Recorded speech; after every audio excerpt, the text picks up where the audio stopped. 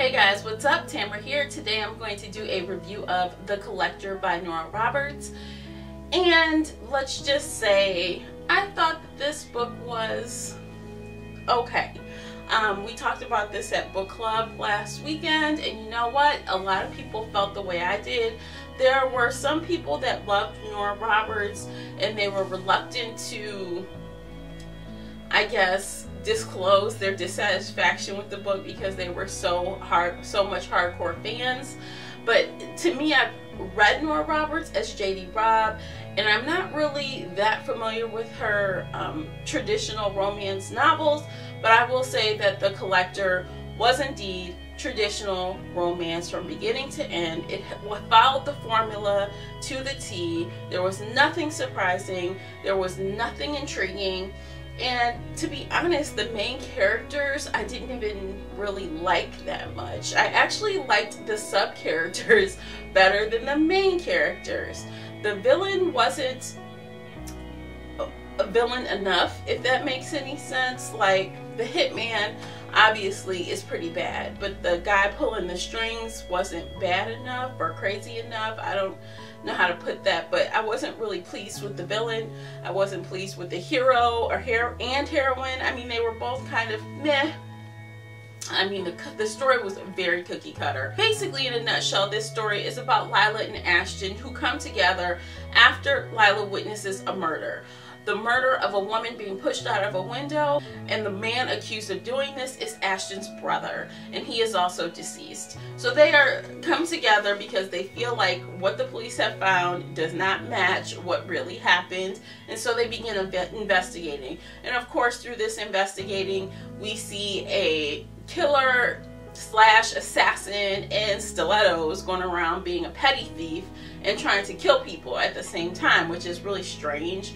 And then we meet some secondary characters. We meet Lila's best friend, and we meet Ashton's best friend, and of course there's a romantic connection there as well. And I don't know, I just felt like it was too much softness for this to be a legitimate thriller or mystery. I mean, while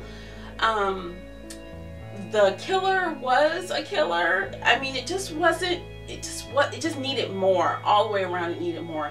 It needed more, like, I need to figure out who the killer was. I kind of knew who the killer, I mean, we all knew who the killer was. It wasn't a surprise, but the motivations of the killer were weak at best.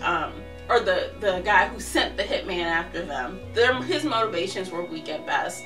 I felt that it was very predictable, and like I mentioned earlier, I didn't love the characters. I liked Lila and Ashton's friends better than I liked them. I don't know, I just didn't love it.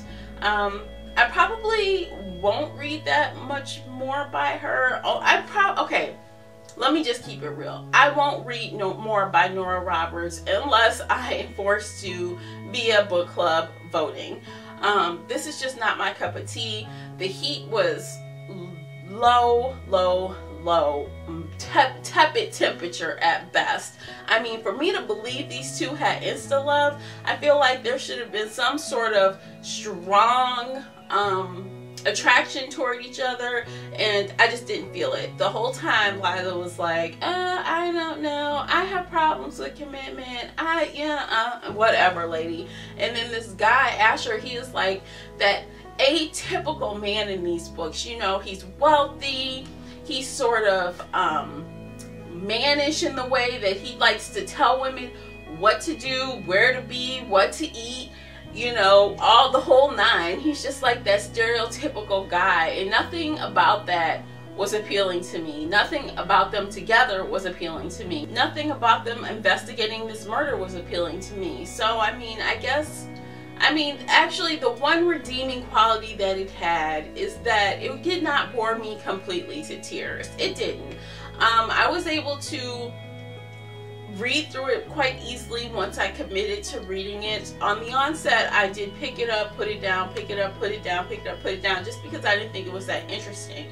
But when I actually said, okay, sit down, finish this book, you've got to, because you have to talk about it in a couple days, I was able to get through it without any problems. And you know, it was fine. It wasn't a DNF, so that counts for something. So with that said, what would I rate The Collector by Nora Roberts? I rated 2 out of 5 bookmarks, and I do feel that I am being a little bit lenient with the 2. Like I said, it wasn't god-awful, but it was very predictable, and if you like those kind of books, you will probably like this. If you like Nora Roberts' writing, that traditional lukewarm romance, you know, ABC thing, you would like it. But if you like things with a little bit more depth, more complexity, more layers, this probably will not be your cup of tea. It was very, like I said, bland. I know this is probably an unpopular opinion, and I know you Nora Roberts diehard fans will probably not be too happy with this review, but I'm sorry, I've got to be honest at any cost. And I do not recommend this to people who like the same books that I do. I can pretty much guarantee you guys won't like it. So if you are in tune with my reviews and you feel like I do with most of these books, unfortunately, I'd say pass on this one. So that's it for today, you guys. Thank you so much for watching. I appreciate you for doing so. Please like and share this video if you enjoyed it. I would appreciate that greatly, and I'll see you in my next video. And until then, happy reading, guys. Bye.